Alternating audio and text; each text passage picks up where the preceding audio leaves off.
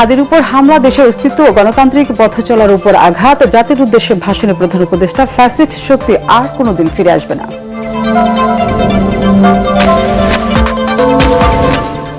মহান বিজয় দিবসে মুক্তিযুদ্ধের বীর শহীদদের শ্রদ্ধার সাথে স্মরণ করল জাতি। রাষ্ট্রপতি ও প্রধান উপদেষ্টার শ্রদ্ধা, জাতীয় স্মৃতিসৌধে মানুষের ঢল।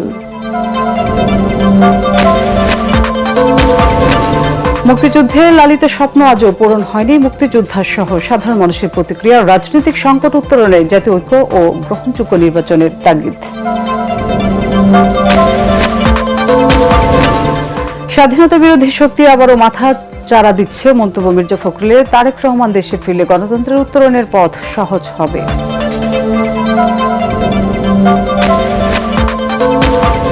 পালিয়ে গিয়েও দেশকে অস্থিতিশীল করে তুলছে আওয়ামী লীগ। জামাতের আমিরের অভিযোগ, নির্বাচন বানচালের যে পায়তারা চলছে তা প্রতিহত করা হবে। নাহিদ ইসলাম।